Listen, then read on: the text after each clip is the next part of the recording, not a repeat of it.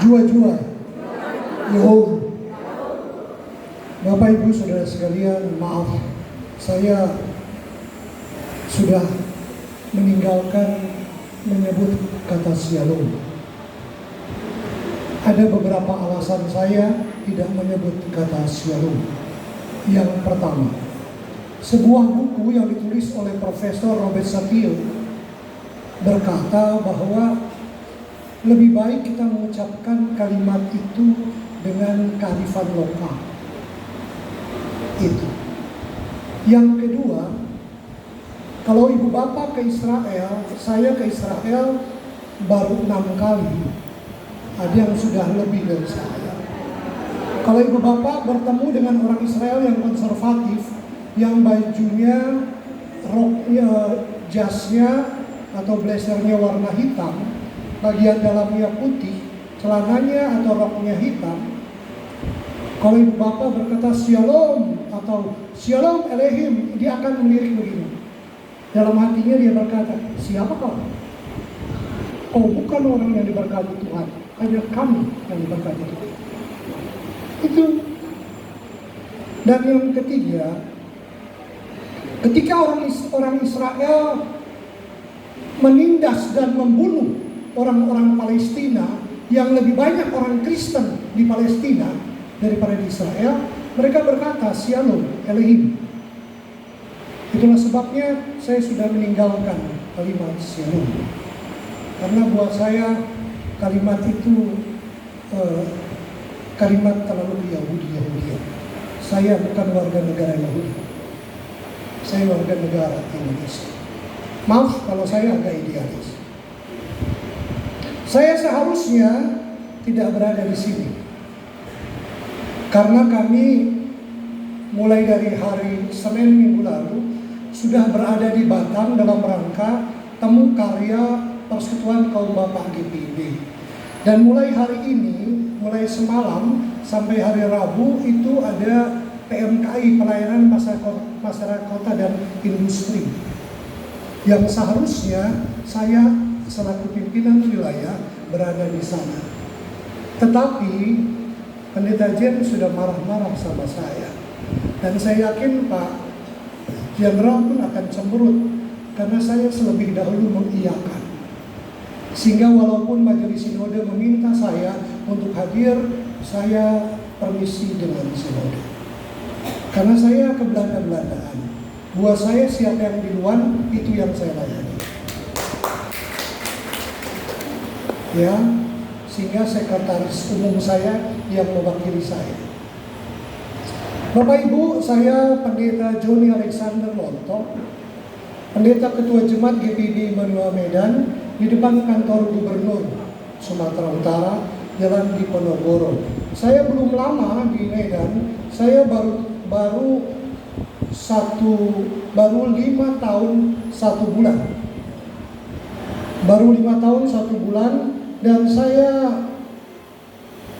bulan Oktober akan meninggalkan kota Medan, karena saya akan alih tugas ke GPIB Paulus Jakarta Pusat di Menteng.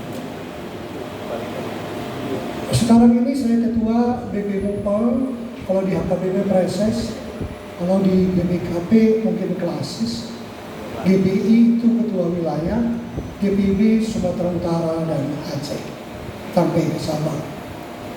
Saya ketua PGI Sumatera Utara, secara khusus untuk bidang eksternal berhubungan dengan pemerintah dan lembaga-lembaga ormas-ormas Kristen. Saya ketua BKAG bekerjasama antar gereja. Kebetulan SKT-nya sudah diterbitkan oleh Kementerian Dalam Negeri Januari 2021. Ya, BKAG ini banyak varian. Ada bina kerjasama antar generasi, ya. Ada BKAG yang lain. Saya juga bingung masuk di Medan ini banyak kali. Tapi kami SKT Kemendagri, sehingga dapat dana hibah setiap tahun. Saya dosen kita tetap di STT GMI bidang teologi, pastoral, dan pelayanan pastoral. Dan karena ini bicara tentang organisasi GPIB, saya Ketua Komisi Tata Gereja GPIB tahun 2015. Sehingga itulah sebabnya studi saya pasca sarjana ada dua, bidang pastoral sama bidang pembangunan jemaat. Ini bidang teologi baru.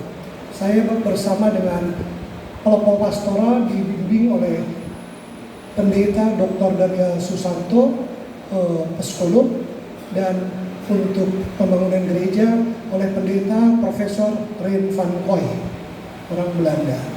Ya, itu muridnya dari Jan Hendricks. Ya, saya ketua satu Ikatan Presi Pastoral Indonesia. Sudahlah, nggak penting ini. Firman Tuhan berkata, 1 Korintus 14 ayat 33. Sebab Allah tidak menghendaki kekacauan, tetapi damai sejahtera. Tetapi segala sesuatu harus berlangsung dengan tertib dan sopan. Saya beberapa kali dipanggil Gubernur Sumatera Utara dan Wali Kota Medan bertanya untuk 2 kasus gereja. Maaf, saya orangnya tembak langsung, tidak belakang-belakang. Kebetulan juga saya 18 tahun bela diri dan saya atlet Porda untuk full body context. Jadi kalau mau berkelahi dengan saya bisa. Yang pertama adalah GBKP Kemenangan Tanah. Yang kedua adalah masalah HKBP Pabrik Tenun. Bagaimana Pak Pendeta Lontong? Ya, terima kasih masukannya, sarannya. Gampang lah, saya tinggal bicara saja sama Ketua Umum PGIB Sumatera Utara, Amang Pendeta Victor Tinambunan. Pak, ini ada penyampaian dari Wali Kota sama Gubernur. Kenapa ini berkelahi terus? Baru saya bilang sama Tuan Brahman GBKP lah, ya, tolonglah Pak Ketua, ini jadi sorotan dari pemerintah. Untungnya Pak Barus sudah emeritus, jadi saya tak tanya.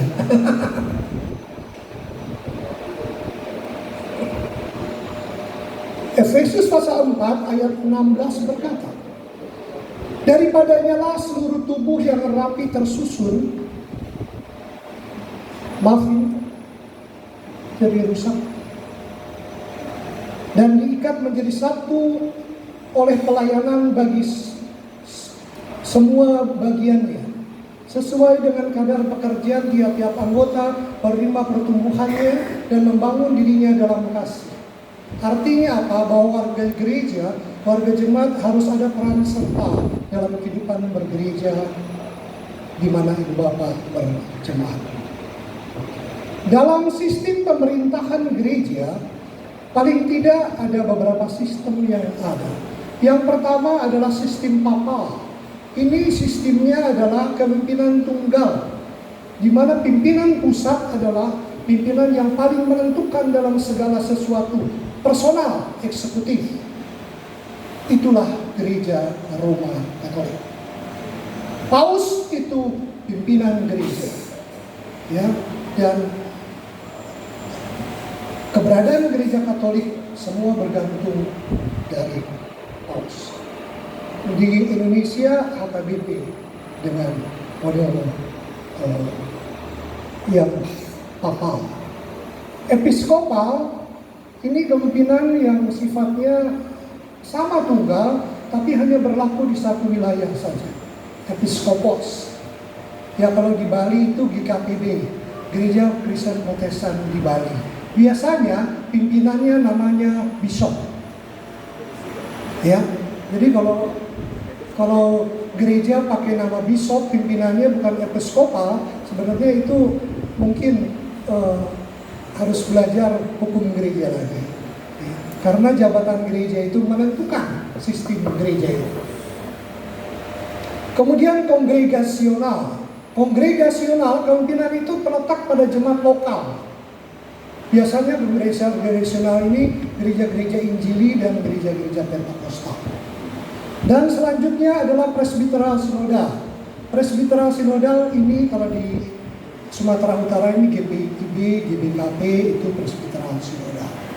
Kemudian karismatis. Ini biasanya gereja-gereja karismatik. Sistem kepemimpinan karismatik itu bentuknya kerucut terbalik.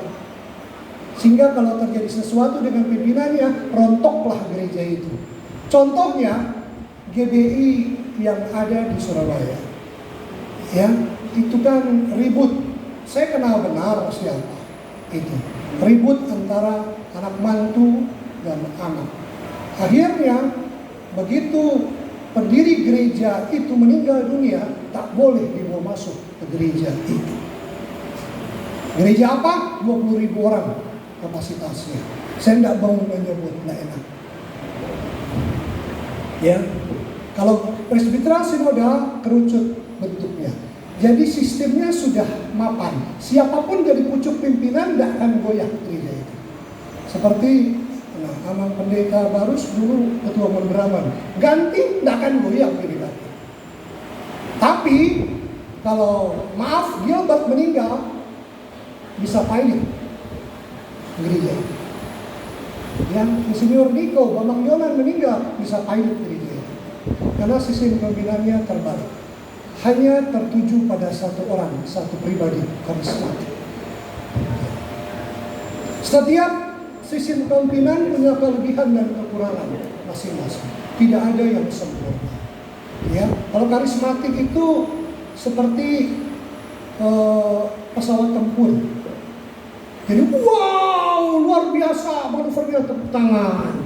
Oh, agung. Kalau GPIB, GBKP itu seperti Boeing 747. Ya, goyang sedikit ribut satu pesawat. Turbulensi sedikit ribut satu pesawat. Nah, karena bicara tentang presbiteral sinodal, sistem dalam GPD dan gereja-gereja Calvinis, mari kita lihat teologi Calvinis lebih dalam. Teologi Calvinis ini, Ibu Bapak, berpandangan di luar gereja tidak ada keselamatan. Ciprianus, Bapak gereja, jam gereja kuno, berpandangan hal yang sama. Di luar gereja tidak ada keselamatan. Bapak Ibu, mohon maaf ya, untuk teologi ini, maaf, gereja Katolik lebih maju. Aloysius Peters, seorang Romo gereja Katolik, berpandangan ada Kristen anonim. Dia bisa saja tidak beragama Kristen, tapi perilakunya perilaku Kristen. Apakah tidak boleh selamat? Tapi gereja kami masih berpandangan begini. Ya, Ibu Bapak Kristen, kelakuannya tidak Kristen, suka bungakan uang, berkelahi terus-menerus di dalam gereja hanya untuk sebuah jabatan gereja. Itu kelakuan Kristen bukan? Masuk surga enggak? Pikir sendiri. Nah, Ibu Bapak, kalau saya lahir besar di Bandung, Jawa Barat. Kalau di Bandung, Jawa Barat, jangan dipaksa orang masuk Kristen. Tapi biarlah mereka ke gereja, biarlah mereka percaya Yesus Kristus juru selamat, walaupun KTP-nya Islam. Karena buat orang Sunda, masuk Kristen itu hukuman berat itu dari masyarakat gitu loh. Makanya hanya mujizat Tuhan yang bekerja lewat diri Pak Rajiman Tarigan, memperisi istri seorang wanita Banten. Itu kalau bukan karena kasih karunia Tuhan, tidak mungkin. Dan itulah sebabnya juga kenapa dibawa di Medan.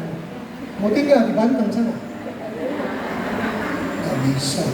Saya lahir besar di Bandung, Jawa Barat. Jadi kalau di Jawa Barat itu, biarkan dia masuk gereja, biarkan dia percaya Yesus, KTP-nya Islam. Kedua, pelayanan firman dan sakramen merupakan pusat kehidupan gereja. Pelayanan firman dan sakramen menjadi pusat kehidupan gereja. Itulah sebabnya gereja-gereja Calvinis, pusat gereja itu mimbar. Ini di tengah. Kalau HKBP, yang di tengah itu bukan mimbar, tapi tapi altar.